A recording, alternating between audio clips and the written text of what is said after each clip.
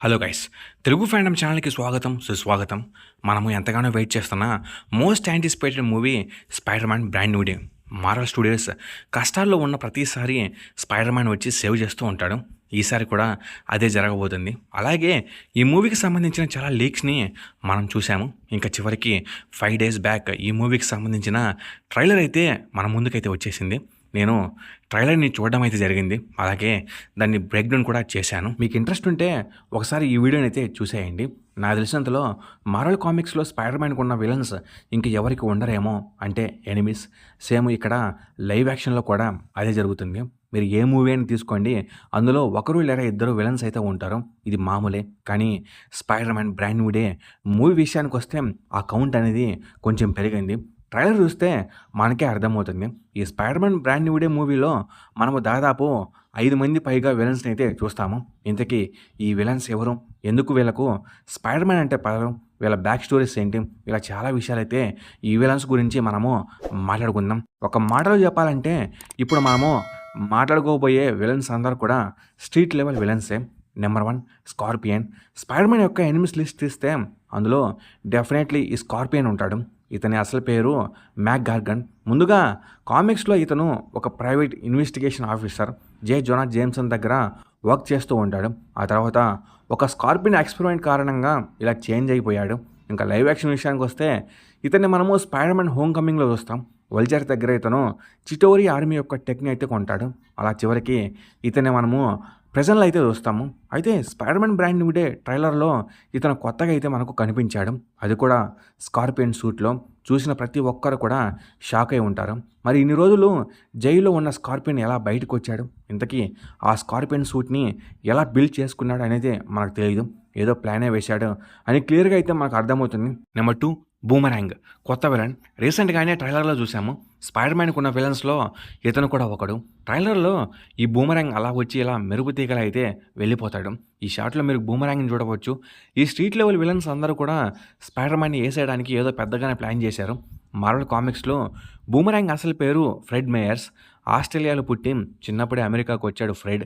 Actually ఫ్రెడ్‌కి బాల్‌ని విసిరే talent ఉంటుంది. అందువల్ల ఫ్రెడ్ ప్రొఫెషనల్ బేస్‌బాల్ పిచ్చర్ అవుతాడు. కానీ కొన్ని కారణాల వల్ల ఇతను సస్పెండ్ అవుతాడు. అలా ఇతని కెరీర్ అనేది నాశనం అవుతుంది. ఇంక కోపంతో క్రిమినల్ గ్రూప్ సీక్రెట్ ఎంపైర్‌లో జాయిన్ అవుతాడు. వాళ్ళు అతనికి ట్రిక్ బూమరాంగ్‌లు ఇచ్చి బూమరాంగ్ అనే కోడ్ నేమ్ అయితే ఇస్తారు. అలా ఆ గ్రూప్‌కి పనిచేస్తూ ఉంటాడు. ఇది మనోడి స్టోరీ.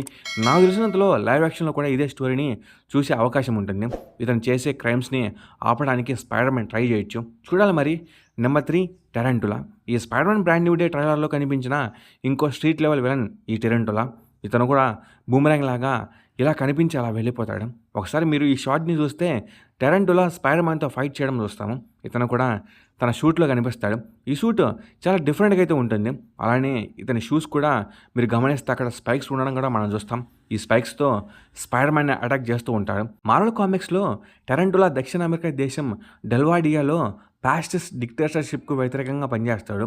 కానీ చంపడం పట్ల అధిక ఆసక్తి ఉండడంతో తన సహచరులు అతన్ని ఎలిమినేట్ చేస్తారు.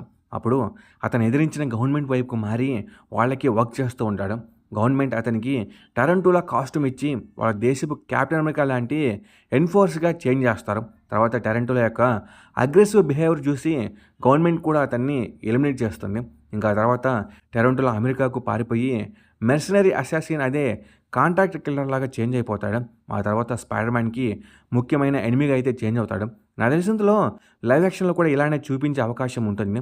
ఇతను కూడా మిగిలిన స్ట్రీట్ లెవెల్ విలన్స్‌తో కలిసి స్పైడర్ మ్యాన్‌ని ఏసేయడానికి చూస్తూ ఉంటాడు. Number 4 the hand. ట్రైలర్‌లో నాకు కనిపించిన ఇంట్రెస్టింగ్ స్ట్రీట్ లెవెల్ విలన్స్ వీళ్ళు. స్పైడర్ మ్యాన్‌ని కూడా వణికించారు. దీన్ని బట్టి అర్థం చేసుకోవచ్చు ఈసారి మామూలుగా ఉండదు అని.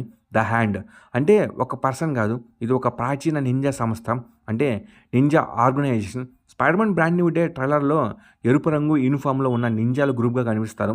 స్పైడర్ మ్యాన్ జైలు లోపల మరియు రూఫ్ టాప్‌లపై వాళ్ళతో ఫైట్ చేస్తూ కనిపిస్తాడు. మార్వెల్ కామిక్స్ విషయానికి వస్తే ది హ్యాండ్‌ని 1588లో జపాన్లో కగేనోబు యోషియాకా అనే సమురాయి స్థాపిస్తాడు. మొదట జాతివాద సమాజంగా మొదలైంది. తర్వాత స్నేక్ రూట్ అనే ప్రాచీన నింజా కులం దాన్ని హైజాక్ చేసి ది బీస్ట్ అనే డెమాన్కు సేవ చేసే సంస్థగా మార్చింది. వీళ్ళ టార్గెట్ ఏంటి అంటే పవర్, కంట్రోల్, హత్యలు, నేరాలు మరియు అమరత్వం. రెజరక్షన్ రిచువల్స్ ద్వారా చనిపోయిన వాళ్ళను తిరిగి బ్రతికించడం, ప్రపంచవ్యాప్తంగా క్రైమ్ అసోసియేషన్ చేస్తారు. డేర్ డెవిల్, ఎలక్ట్రో, వల్వరైన్‌తో ఎక్కువగా ఫైట్ చేశారు. స్పైడర్ మ్యాన్‌తో తక్కువ. కానీ ఇప్పుడు ఎంసీయూలో కనెక్ట్ అవుతున్నారు. ఇక డౌట్ ఏంటి అంటే అసలు వీళ్ళకు స్పైడర్ మ్యాన్‌తో పని ఏంటి? ఎందుకని స్పైడర్ మ్యాన్‌ను వెంటపడుతున్నారు? ఇలా చాలా విషయాలు తెలియాలంటే మనము మూవీ వచ్చేంత వరకు వెయిట్ చేయాల్సిందే. ఇంకా వీళ్ళు గైస్ ట్రైలర్‌లో మనకు కనిపించిన స్ట్రీట్ లెవెల్ విలన్స్ నాకు తెలిసినందులో వీళ్ళందరూ కలిసి పని చేస్తూ ఉంటారు. ఇంకా వీళ్ళని ఆపడానికి స్పైడర్ మ్యాన్ అయితే ట్రై చేస్తూ ఉండవచ్చు.